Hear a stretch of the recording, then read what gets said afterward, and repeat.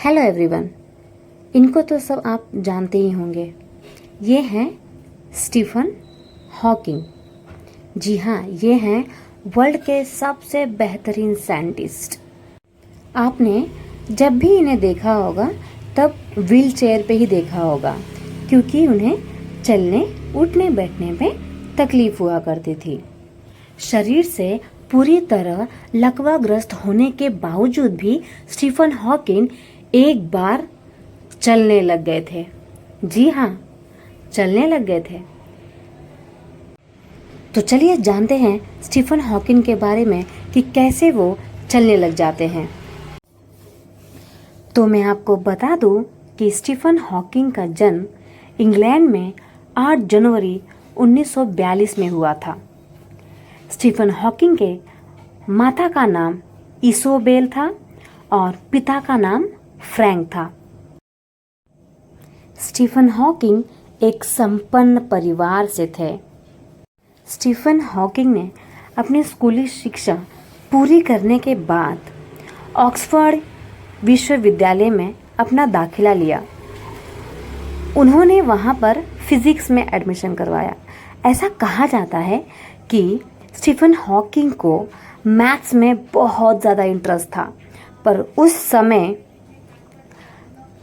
Oxford university में maths का कोई भी ऑप्शन नहीं था, जिसके वजह से स्टीफन हॉकिंग को फिजिक्स लेना पड़ा। 1963 में जब स्टीफन हॉकिंग 21 वर्ष के थे तब उनकी सेहत बहुत ज़्यादा खराब हो गई थी। 1963 में जब स्टीफन हॉकिंग 21 वर्ष के थे तब उनकी सेहत बहुत ज़्यादा खराब हो गई थी। उनकी बिगड़ती हालत को देखकर उनके पिता उन्हें अस्पताल ले गए, जहां पर उनकी जांच हुई और जांच में पता चला कि स्टीफन हॉकिंग को बहुत बड़ी बीमारी है। उनकी बीमारी का नाम एमियोट्रोफिक लैटरल स्क्लेरोसिस था। जी हाँ, इस बीमारी में क्या होता है कि शरीर के हिस्से धीरे धीरे कार्य करना बंद कर देते हैं और ये बीमारी उनको सिर्फ और सिर्फ 21 वर्ष में ही हो गई थी और इस बीमारी का उस समय कोई इलाज भी नहीं था। उस वक्त जो स्टीफन हॉकिंग है वो कैम्ब्रिज विश्वविद्यालय से अपनी पढ़ाई पूरी कर रहे थे और जब उन्हें इस बीमारी का पता चलता है तो भी वो बिल्कुल निराश नहीं होते हैं और इस बीमारी को अपने सपनों के आगे नहीं आने देते हैं। इतनी बड़ी बीमारी होने के बावजूद भी स्टीफन हॉकिंग ने अपना सपना पूरा किया। वो विश्व के सबसे महान साइंटिस्ट बने। उन्हें बहुत सारे अवार्ड से नवाजा गया। स्टीफन हॉकिंग ने अपने जीवन काल में 2 शादियां की थी। अब ये तो हो गई उनकी जीवनी। अब बात करते हैं कि इनका जो शरीर लकवाग्रस्त होने के बावजूद वो चलने कैसे लगे। तो एक समय की बात है कि जो स्टीफन हॉकिंग है वो अपने जीवन काल में चलना चाहते थे, पर ये बिल्कुल भी पॉसिबल नहीं था क्योंकि उनका पूरा शरीर लकवाग्रस्त हो चुका था।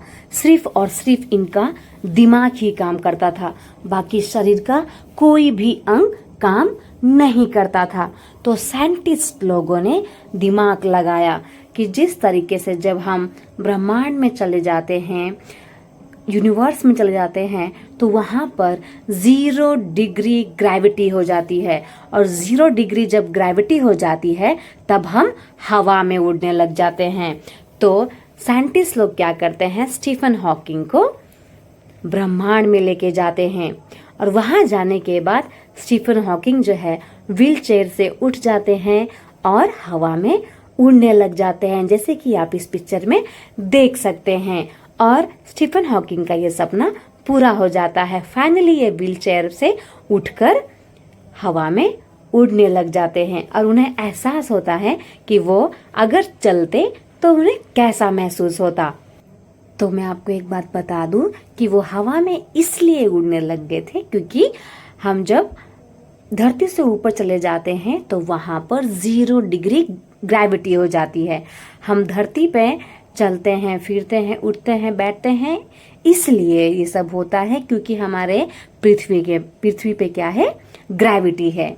और यही ग्रेविटी दूसरे किसी भी प्लेनेट में नहीं है। इसलिए जब हम किसी दूसरे प्लेनेट में जाते हैं तो हम उड़ने लग जाते हैं। जैसे कि आप इस पिक्चर में देख सकते हैं, जो स्टीफन हॉकिंग है वो किस तरीके से उड़ रहे हैं और एंजॉय कर रहे हैं कि वो भी अब चलने लगे हैं।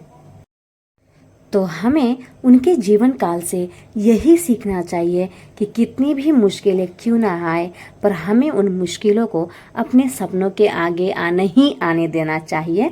हमें अपने सपने किसी भी हालत में पूरे करने चाहिए। तो वीडियो पसंद आई हो तो चैनल को सब्सक्राइब करिएगा, और इस बात पे अब एक लाइक तो बनता ही है, तो लाइक भी करके जाइए और चैनल को सब्सक्राइब भी करिए और ढेर सारा शेयर करिए, ताकि जो आपके फ्रेंड्स हैं उनको भी ऐसे नॉलेजेबल वीडियोस के बारे में जानकारी हो। Thank you so much.